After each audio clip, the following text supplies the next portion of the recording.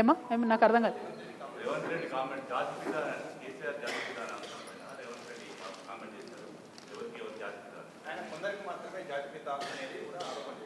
అంటే ఒక్క విషయం అండి, ఎవరు ఏం చేసినా తెలంగాణ ఉద్యమంలో మనందరం చేసిన ఉద్యమాలకు మనకంటూ ఒక పేజీ ఉంటుంది, ఒక చరిత్ర ఉంటుంది.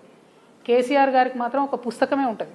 నేను ఇవాళ కేసీఆర్ గారికి విభేదించవచ్చు, నేను ఇవాళ బీఆర్ఎస్ పార్టీలో లేకపోవచ్చు, కానీ కేసీఆర్ గారు చేసిన ఉద్యమానికి ఆయన చరిత్రలో ఒక పుస్తకమే ఉంటుంది.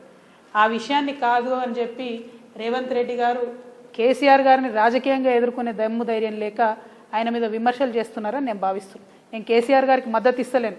రాష్ట్ర రాజకీయాల్లో ఒక మర్యాదపూర్వకమైన వాతావరణం ఉండాలని కోరుకునే ఆడబిడ్డగా చెప్తున్నా. విమర్శ చేయండి, ఏదన్నా చేయండి, కానీ ఒక లైన్ దాటొద్దు. రేవంత్ రెడ్డి గారు అన్ని లైన్లు దాటి ఒక జాతిని పట్టుకొని మాట్లాడుతూ ఉన్నారు. నేను నిన్న కూడా చెప్పిన, అది కరెక్ట్ కాదు. ఏ జాతిని ఎవరు కూడా అవమానించకూడదు. అన్ని జాతులకు మనం గౌరవం ఇచ్చుకుంటేనే బాగుంటుంది. రాజ్యాంగం మీద ప్రమాణం చేసి కేవలం కేసీఆర్ గారు పుట్టిన కులాన్ని నేను ఎటుపడితే అటు మాట్లాడతా అంటే చూస్తూ ఏ ప్రజలు కూడా ఊరుకోరు, ఎవరు కూడా హర్షించరు, ఏ కులం వాళ్ళు కూడా హర్షించరు. అది తప్పు. కేసీఆర్ గారి చరిత్ర చెడిపేస్తా అంటే చెరిగేది కాదు. అట్లనే రేవంత్ రెడ్డి గారి చరిత్ర కూడా చెరిగేది కాదు. అది మంచిదా చెడ్డదా ఆయన నిర్ణయించుకోవాలి, నాకు అనవసరం. కానీ ప్రజల హృదయాలను గెలుచుకొని ఎప్పుడైనా రాజకీయాలు చేయాలి, కానీ అవతలోని తిడితేనే రాజకీయం చేస్తాం అనుకుంటే అది కరెక్ట్ కాదు. నేను రేవంత్ రెడ్డి గారి వాక్యాలను నిన్న కూడా ఖండించాను, ఇవాళ కూడా ఖండిస్తున్నా. ఇటువంటి భాష తెలంగాణ రాజకీయాల్లో ఉండకూడదని చెప్పి నేను మనస్ఫూర్తిగా